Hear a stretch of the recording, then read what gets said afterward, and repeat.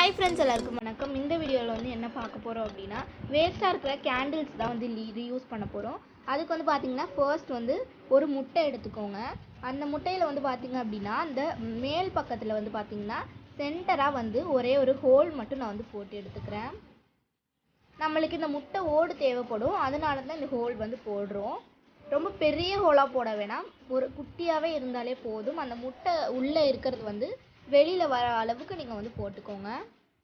நான் வந்து ஒரு சிசர் யூஸ் பண்ணி கொஞ்சம் கொஞ்சமாக வந்து அந்த ஓடெல்லாம் குட்டி குட்டியாக வந்து உடச்சி விட்டுக்கிறேன். இப்போ வந்து உடைச்சதுக்கு அப்புறமா அந்த உள்ளே இருக்கிற அந்த முட்டையை வந்து பார்த்திங்க அப்படின்னா ஒரு பவுல் உள்ள நான் வந்து ட்ரான்ஸ்ஃபர் பண்ணிக்கிறேன்.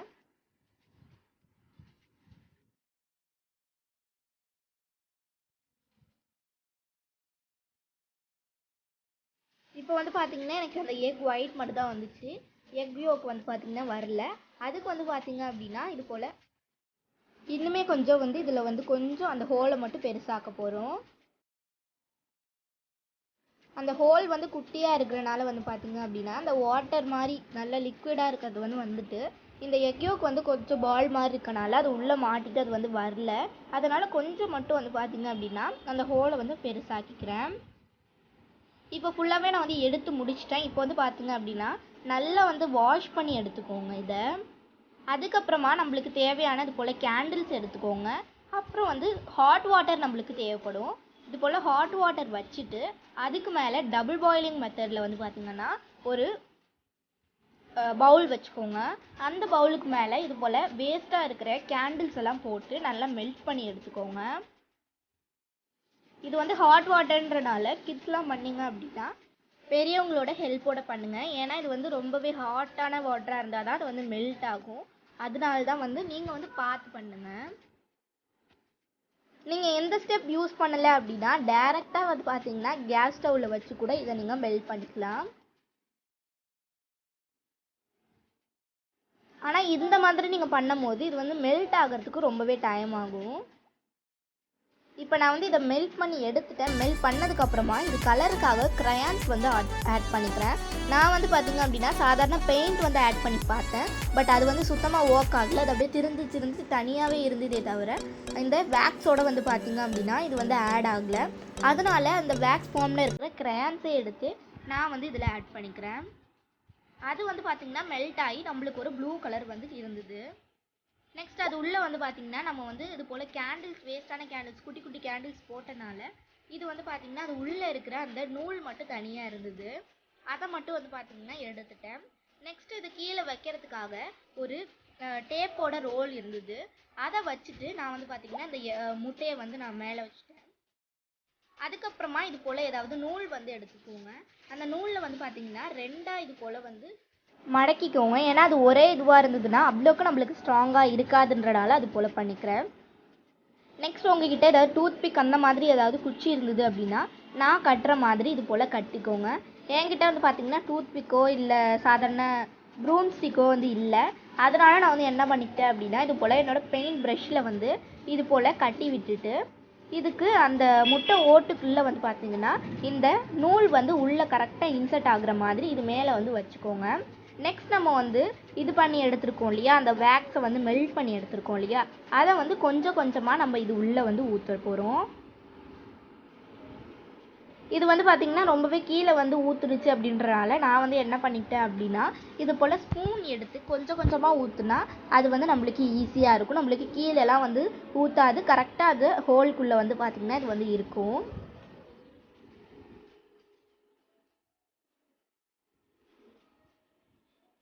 உங்களுக்கு பிடிச்சமான கலர் வந்து நீங்கள் வந்து ஆட் பண்ணிக்கலாம்.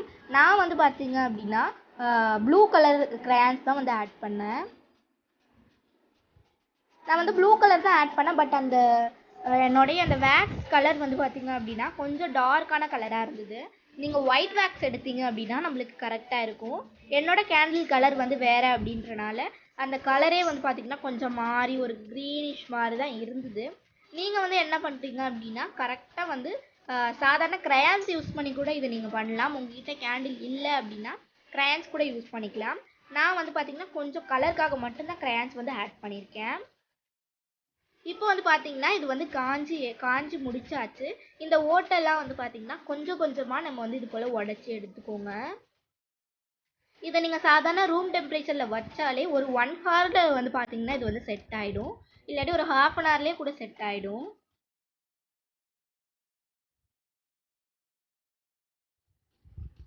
இது எல்லாத்தையுமே நான் இது போல் எடுத்துக்கிறேன், இந்த ஓட்டை எல்லாத்தையுமே. எனக்கு வந்து நிறைய வேக்ஸ் வந்து நான் வந்து உள்ளே ஊற்றாததுனால வந்து பார்த்தீங்க அப்படின்னா எனக்கு அவ்வளோ பெரிய அந்த எக் ஷேப்லேயே வரல. எக் ஷேப் வந்துருந்தது, பட் ஒரு ஹாஃப் அந்த மாதிரி தான் வந்துருந்தது எனக்கு. நீங்கள் வந்து வேக்ஸ் நிறைய எடுத்து ஃபுல்லாக வந்து இந்த எக் ஃபுல்லாக நீங்கள் ஊற்றுறீங்க அப்படின்னா உங்களுக்கு ஃபுல்லான ஒரு எக் ஷேப்லேயே வந்து இது இருக்கும். பார்க்குறதுக்குமே நல்லாயிருக்கும். நம்ம ஆட் பண்ண க்ரையான்ஸ்லாம் என்ன ஆயிடுச்சு அப்படின்னா நான் வந்து ஒழுங்காக மிக்ஸ் பண்ணலையா என்னன்னு தெரியல. அதெல்லாம் அப்படியே அழகாக கீழே வந்து பார்த்திங்கன்னா படிஞ்சு அங்கே ஒரு கலராக டபுள் கலர் மாதிரி இருந்தது. நூல் நம்ம சேர்த்தோம் இல்லையா, அதை வந்து பார்த்திங்கன்னா எக்ஸ்ட்ராவாக இருந்தனால நான் வந்து கட் பண்ணி விட்டுக்கிறேன். உங்களுக்கு தெரியும்னு நினைக்கிறேன். நீங்கள் இது போல் கலராக வேறு கலர் பண்ணுறதுனாலும் நீங்கள் ஸ்டெப் பை ஸ்டெப்பாக பண்ணலாம்.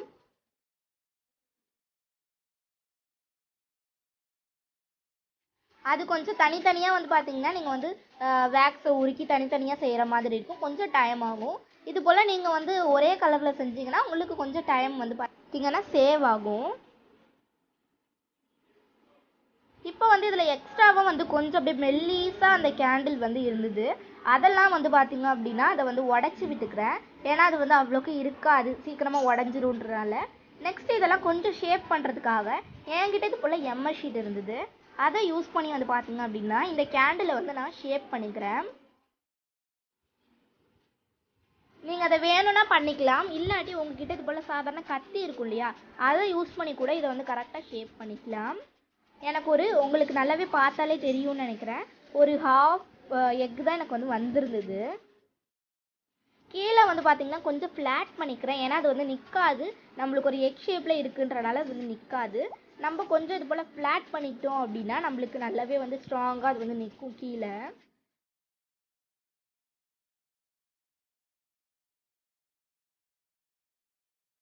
இப்போ பார்த்தீங்கன்னா இது வந்து கரெக்டாகவே இருக்குது.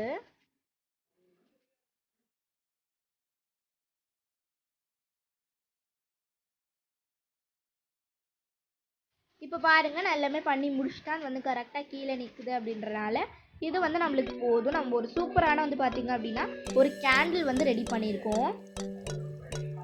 இந்த கலர் வந்து உங்களுக்கு பிடிச்சிருக்கும்னு தான் நினைக்கிறேன். எனக்கு வந்து அவ்வளோக்கு செட் ஆகலை. நீங்கள் வந்து வேறு கலரில் ட்ரை பண்ணி பார்க்கலாம். என்னோடய கேண்டில் கலர் வந்து வேறு அப்படின்றனா அவ்வளோக்கு செட் ஆகலையோன்னு தோணுச்சு. இப்போ இதை வந்து நான் உங்களுக்கு ஏற்றி காட்டுறேன் பாருங்கள். இது பார்க்குறதுக்குமே நல்லா இருந்துச்சு. வேஸ்ட்டாக ஆகிற வேக்ஸ் எல்லாம் வந்து இது போல் சேவ் பண்ணி நீங்கள் ஒரு கேண்டிலாக வந்து பார்த்திங்கன்னா திருப்பி இது யூஸ் பண்ணிக்கலாம். கண்டிப்பாக இந்த ஒரு வீடியோ வந்து உங்களுக்கு பிடிச்சிருக்கும் அப்படின்னு சொல்லி நினைக்கிறேன். பிடிச்சிருந்துச்சு அப்படின்னா மறக்காமல் லைக் பண்ணி ஷேர் பண்ணி கமெண்ட் பண்ணிடுங்க. நம்மளுடைய சேனலை சப்ஸ்கிரைப் பண்ணிடுங்க.